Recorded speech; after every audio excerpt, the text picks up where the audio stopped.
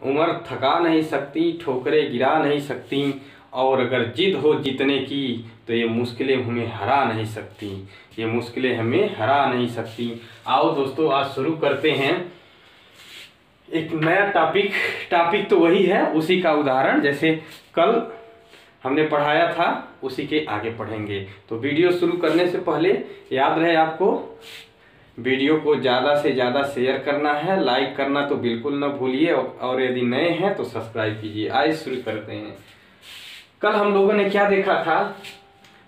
अभिकेंद्र बल के उदाहरण देखा था। अभिकेंद्र बल के उदाहरण में क्या देखा गया था कि कौन कौन से उदाहरण थे? तो एक ही उदाहरण देखा गया था कल, ये साइकिल सवार। ठीक है, आज हम लोग देखेंगे ये मौत के कुएं पर कोई बाइक कैसे चलाता है। ठीक है, बहुत सारे इसके उदाहरण हैं, बहुत नहीं 2-3 उदाहरण बता रहे हैं। बाकी उदाहरण जो हम आपको नोट्स देंगे उस नोट्स में लिखे हैं, आप उसको पढ़ लीजिएगा। बहुत आसान भाषा में उसको लिख करके समझाए हैं। ठीक है, तो आपको नोट्स जल्द ही जारी कर दिया जाएगा। टेलीग्राम चैनल हम बना चुके हैं, एक टेलीग्राम चैनल है जिसका नाम है अप्लाइड फिजिक्स फर्स्ट। अप्लाइड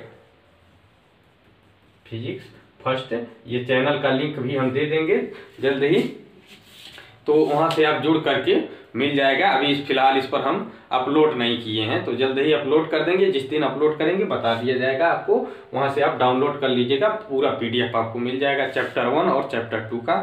ठीक है, यानी जब जितना आप तक पढ़ाए हैं उसका वीडियो PDF जल्द ही मिल जाएगा। ठीक, तो आइए हम लोग देखते हैं अगला उदाहरण। और अगला उदाहरण क्या है? अगला उदाहरण ये है कि मौत के कुएं पर कोई बाइक कैसे चलाता है। ठीक है, तो क्या होता है कि मौत के कुएं पर जब कोई बाइक चलाता है तो होता ये है कि वो क्या करता है, अपने शरीर को थोड़ा सा झुका देता है। जब बाइक चलाएगा तो अपने शरीर को थोड़ा सा झुका देगा, तो क्या होगा उससे कि मान लो ये मौत का कुआं है, ठीक है, और कोई बाइक चला रहा है, तो जब अपने शरीर को झुका देगा तो उसके बाइक और ये मौत के कुएं की दीवार पर लगने वाला जो अभिकेंद्र प्रतिक्रिया बल रहेगा वो क्या हो जाएगा, ये ऊर्ध्वाधर मान लो है। ठीक है, ये ऊर्ध्वाधर है, तो ऊर्ध्वाधर से प्रतिक्रिया बल क्या होगा, ये कुछ ज्यादा हम झुका दिए हैं, कुछ ऐसे झुका देता है। ठीक है, तो ये ऊर्ध्वाधर से मान लो ये प्रतिक्रिया बल R है, ये ऊर्ध्वाधर से मान लो अगर ये θ डिग्री झुका देगा तो क्या होगा कि इसको अगर हम वियोजित कर दें, ठीक है, तो देखिए ये जो बाइक सवार है उसका अगर द्रव्यमान m है तो उसका भार जो है mg नीचे की ओर कार्य करेगा। और ये देखें तो ये वाला जो प्रतिक्रिया बल का एक जो घटक होगा वो क्या हो जाएगा, R cos थीटा, और ये वाला जो घटक हो जाएगा वो हो जाएगा R sin थीटा। ठीक है, तो यहाँ से हम कह सकते हैं कि जो ये R cos थीटा होगा, सेम वही प्रक्रिया यहाँ पर भी रहेगा। R cos थीटा जो होगा वो क्या करेगा कि ये इसके भार को बैलेंस करेगा। ठीक है, तो ये जो है R cos थीटा इसके भार को बैलेंस कर देगा, और जो ये R sin थीटा है, ठीक है, R sin थीटा जो है ये क्या करेगा, यही जो है अभिकेंद्र बल प्रोवाइड कराएगा। ठीक है, तो यही जो है अभिकेंद्र बल देगा, और इसी अभिकेंद्र बल के कारण वो गोल गोल घूमता रहेगा और वो दीवार पर गिरेगा नहीं। ठीक है, तो इसको भी हम नोट्स में पूरी बाकायदे से लिखे हैं, बहुत ज़्यादा इस पर टाइम नहीं दे रहे हैं। ठीक है, फाइनली हम एक टॉपिक इसका और ले लेते हैं, उसके बाद जो है इसको क्लोज करते हैं, फिर अगला टॉपिक पढ़ा जाएगा। अब सवाल ये है कि इसको मिटा दिया जाए, ये मिटा दें इसको।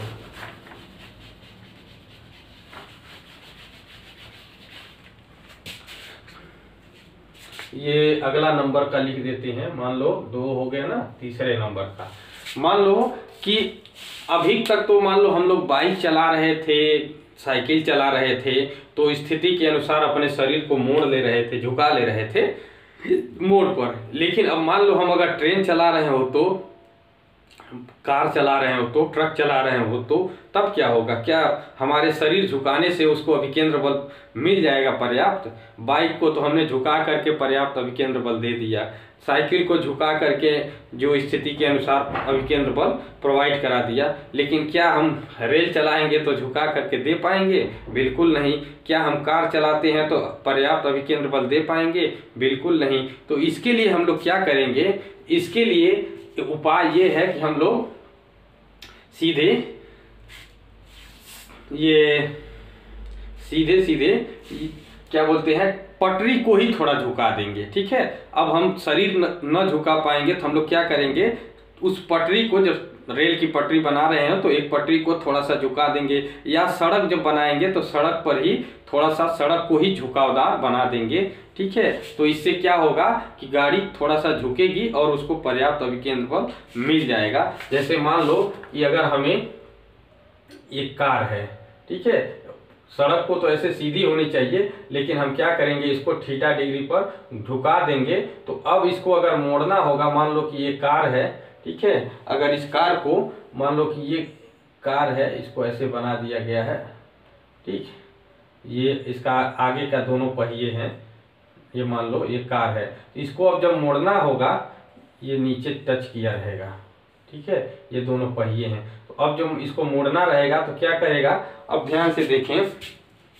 तो ये तो यहाँ पर देखें तो एक तो सीधे सीधे हम कहेंगे प्रतिक्रिया बल सीधे ऊपर की ओर कार्य करना चाहिए, लेकिन क्या हुआ कि जब हम झुका दिए हैं तो इसकी प्रतिक्रिया बल जो होगी वो क्या होगा, प्रतिक्रिया बल थोड़ा सा कुछ ऊर्ध्वाधर से, ये जो प्रतिक्रिया बल आर है ऊर्ध्वाधर से, अब ये थीटा डिग्री, अगर ये थीटा है तो ये भी थीटा पर कार्य करेगा, और इसका जो भार है वो mg क्या होगा, सीधे नीचे की ओर कार्य करेगा।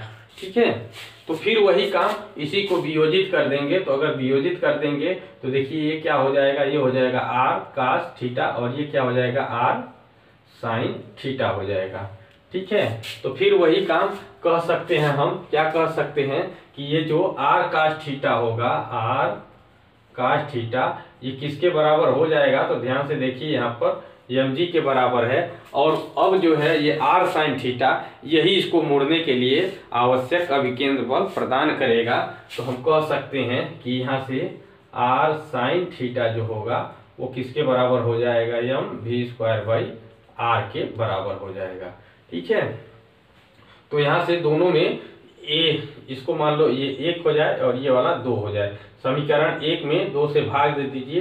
ठीक है, या अगर इसको 1 मानते हैं, इसको क्रम से मानिए, तो क्या करेंगे, 2 में 1 से भाग दे देंगे, तो क्या हो जाएगा, R sine theta upon R cos theta equal to क्या हो जाएगा, तो ये हो जाएगा mv²/r/mg हो जाएगा। देखिए m से m कट जाएगा, यहाँ r से r कट जाएगा, तो यहाँ हो जाएगा tan थीटा इक्वल टू क्या आ जाएगा, तो हम कहेंगे कि tan थीटा इक्वल टू आ जाएगा, ये आ जाएगा v²/r इंटू जी आ जाएगा। ठीक है, तो v² इक्वल टू r/g आ जाएगा, v²/rg, tan theta equal to v²/r into g आ जाएगा। तो इससे क्या हो गया, इसमें ध्यान दें, ये थीटा तो फिक्स है, ठीक है ना, ये थीटा फिक्स है, एक बार सड़क बन गई जितने झुकाव पर, अब उसको तो हम बदल नहीं सकते, तो इसमें जो है थीटा को हम घटा बढ़ा नहीं सकते, ये तो फिक्स है। तो इसी के बराबर हमें अभिकेंद्र देने के लिए क्या करना पड़ेगा, यहाँ पर हम लोग एक निश्चित वेलोसिटी रखते हुए, ठीक है, एक लिमिट में वेलोसिटी रखेंगे, और त्रिज्या जो है, ये भी जो है सड़क की त्रिज्या है, तो ये भी फिक्स बना रहेगा। ठीक है, तो ये फिक्स रहेगा, जितना मोड़ पर हमको ये सड़क जितना मोड़ पर बना दिया गया होगा वो तो फिक्स ही रहेगा। ठीक है, अब ये त्रिज्या नहीं बदलेगी, ये थीटा नहीं बदलेगा, क्योंकि एक बार जितना झुकाव पर बन गया। ठीक है, तो बदलेगा क्या, हम वेलोसिटी को इतना मिनिमम रखेंगे जिससे कि पर्याप्त अभिकेंद्र बल मिल जाए, ये थीटा से ज़्यादा इसका मान न हो और गाड़ी आराम से पास कर जाए। यही कारण है कि आप देखते होंगे जहाँ मोड़ होता है अक्सर ट्रेनें या कोई भी गाड़ियाँ होती हैं थोड़ा सा स्लो कर लिया जाता है, क्योंकि वेलोसिटी बहुत ज़्यादा रहेगा तो ये इससे ज़्यादा जैसे ही होगा वो फिसल जाएगा, उलट जाएगा। इसीलिए हम लोग क्या करते हैं, वेलोसिटी थोड़ा सा कम कर लेते हैं, कहाँ पर, जहाँ ढलान मोड़ होते हैं। ठीक है, अब केंद्र बल के लिए तो वैसे बनाया रहता है, लेकिन फिर भी ये एक लिमिट तक ही होता है। ठीक, तो ये रहा इसके अभिकेंद्र बल के उदाहरण। अब आगे जो है और भी उसके उदाहरण हैं जो कि हम आपको PDF में दे देंगे, आप पढ़ सकते हैं, आसान आसान उदाहरण रहेंगे तो शायद आप समझ गए होंगे। बहुत ज़्यादा इसको जो भी लिखना है हम समझा करके PDF में लिख दिए हैं, आपको PDF प्रोवाइड करा देंगे, वहाँ से आप पढ़ लीजिएगा। ठीक है, तो आज बस इतना ही रहने देते हैं और फिर अगला आगे देखा जाएगा। धन्यवाद।